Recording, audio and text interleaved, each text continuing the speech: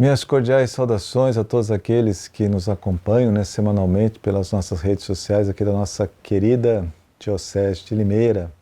Então hoje nós vamos meditar o Evangelho da Solenidade de Pentecostes, o Evangelho do domingo, né, dia 8 de junho de 2025. O Evangelho de São João, capítulo 20, versículos 19 a 23. Vamos ao texto. Ao anoitecer daquele dia, o primeiro da semana, estando fechadas por medo dos judeus as portas do lugar onde os discípulos se encontravam, Jesus entrou e, pondo-se no meio deles, disse: "A paz esteja convosco." Depois dessas palavras, mostrou-lhes as mãos e o lado. Então os discípulos se alegraram por verem o Senhor. Novamente Jesus disse: "A paz esteja convosco. Como o Pai me enviou, também eu vos envio." E depois de ter dito isso, soprou sobre eles e disse: "Recebei o Espírito Santo. A quem perdoardes os pecados, eles lhes serão perdoados. A quem não os perdoardes, eles lhes serão retidos." Palavra da salvação. Glória a vós, Senhor. Muito bem, então, com Pentecostes, com a solenidade de Pentecostes, celebramos o encerramento do tempo pascal, né? O Espírito Santo, né, que é o grande dom de Cristo em Pentecostes, é comparado por São Cirilo de Jerusalém, o santo do século IV, a uma fonte de água. Olha só o que diz São Cirilo. Aquele, porém, ele parte do Evangelho de São João, capítulo 4, versículo 14. Então ele diz assim: "Aquele, porém, que beber da água que eu darei, nunca mais terá sede, mas a água que eu darei se tornará nele uma fonte de água que jorra para a vida eterna." Palavras de Cristo no Evangelho de João. E aí, São Cirilo pergunta: por que motivo o Senhor dá o nome de água à graça do Espírito Santo? Ele responde: certamente, porque tudo tem necessidade de água. Ela sustenta plantas, animais e nós, seres humanos. Sem água seria impossível a existência humana.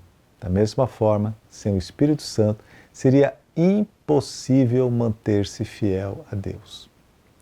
Assim como a árvore seca, ao receber água, produz novamente frutos, assim também o pecador, ao receber o dom do Espírito Santo, ressurge para uma vida nova, para a vida da graça. A água da chuva cai dos céus, diz São Cirilo. Embora caia sempre do mesmo modo e da mesma forma, produz efeitos diferentes.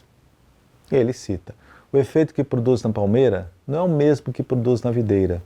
E assim em todas as coisas, apesar de sua natureza ser sempre a mesma. Porém, ao cair sobre a terra, a água acomoda-se às estruturas dos seres que a recebem, dando a cada um deles o que necessita. Olha a belíssima comparação de São Cirilo. Com o Espírito Santo acontece a mesma coisa. Distribui a graça segundo as necessidades de cada pessoa. A uns fortalece na temperança, a outros ilumina a inteligência, a outros ainda fortalece na paciência e na perseverança.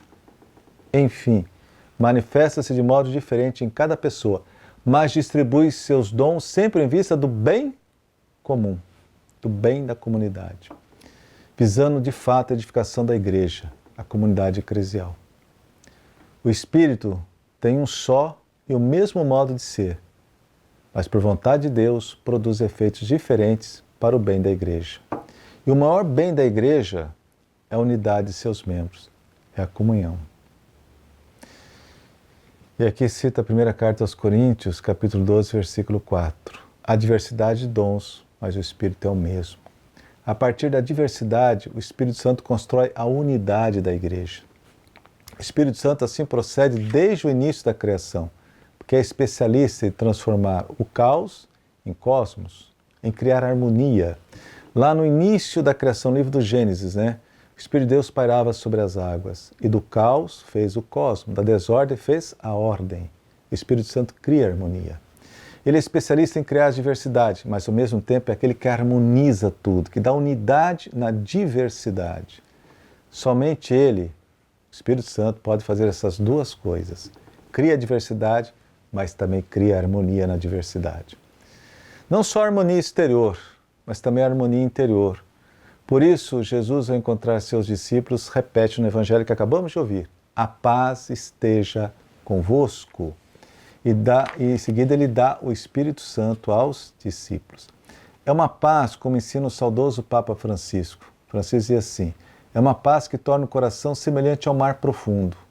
Permanece tranquilo, mesmo quando as ondas estão agitadas na superfície.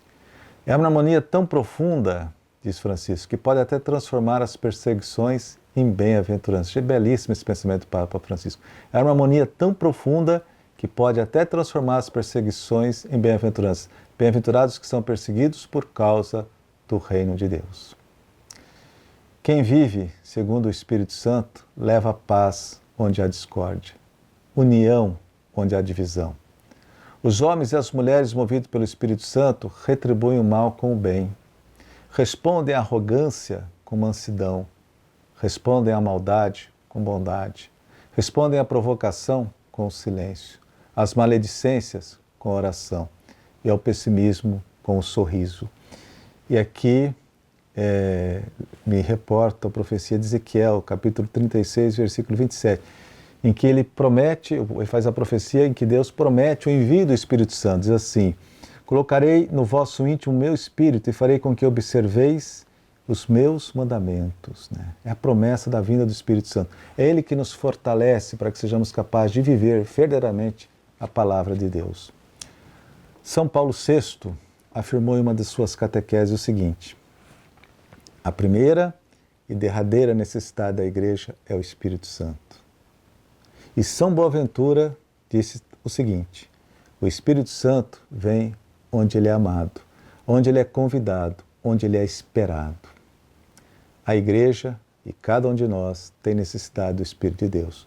Por isso mesmo, não devemos nos cansar de invocá-lo com as palavras do Salmo responsorial da missa de hoje, solenidade de Pentecoste. Enviai o vosso Espírito, Senhor, e da terra toda a face renovai. A todos a minha bênção, em nome do Pai, do Filho e do Espírito Santo. Amém.